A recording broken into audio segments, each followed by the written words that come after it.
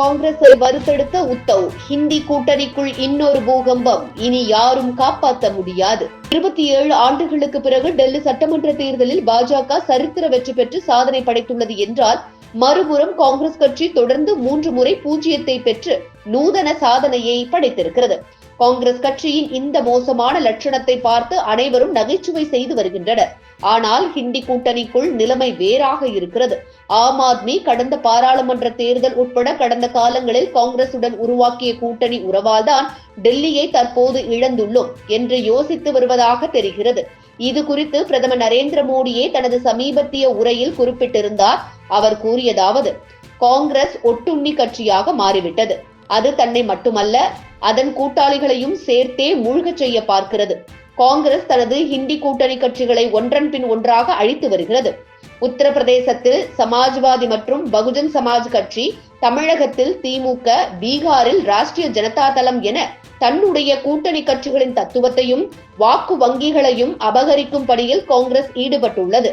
ஹிந்தி கூட்டணி கட்சிகள் இப்பொழுது காங்கிரசின் இந்த குணத்தை புரிந்து கொள்ள ஆரம்பித்துள்ளனர் என்று குறிப்பிட்டுள்ளார்.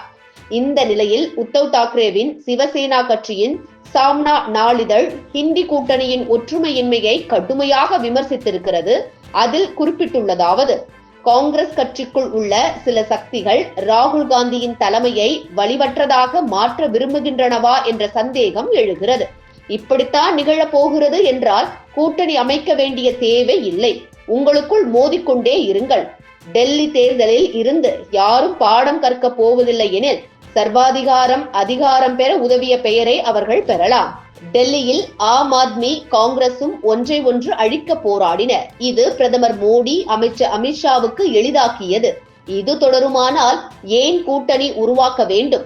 டெல்லி தேர்தல் பிரச்சாரத்தில் காங்கிரசும் ஆம் ஆத்மியும் பரஸ்பரமாக மோசமாக விமர்சித்துக் கொண்டனர். கடந்த ஆண்டு மகாராஷ்டிராவிலும் எதிர்க்கட்சிகள் இடையே இது போன்ற பின்னடைவு ஏமாற்றத்தை அளித்தது. டெல்லி தேர்தல் முடிவுகளில் இருந்து எதிர்க்கட்சிகள் பாடம் கற்க தவறும் பட்சத்தில் அது மோடி மற்றும் அமித்ஷாவின் எதேச்சதிகார ஆட்சியை வலிமையாக்கும். கடந்த ஆண்டு ஹரியானாவிலும் இது போன்ற நிலைமை உருவானது. அங்கு பாஜக வெற்றி பெற்றது என்று கூறியிருக்கிறது. இதுபோன்று முக்கிய நிகழ்வுகள், அரசியல் தகவல்களை ஆழமாகவும் மாறுபட்ட கோணத்திலும் அறிந்து கொள்ள மறக்காமல் உங்கள் IND தமிழ் 24x7 பக்கத்தை பின்பற்றிக் கொள்ளவும். உங்கள் ஒவ்வொரு ஆதரவும் இதுபோன்று பல நிகழ்வுகளின் பின்னணியை அறிய உதவும்.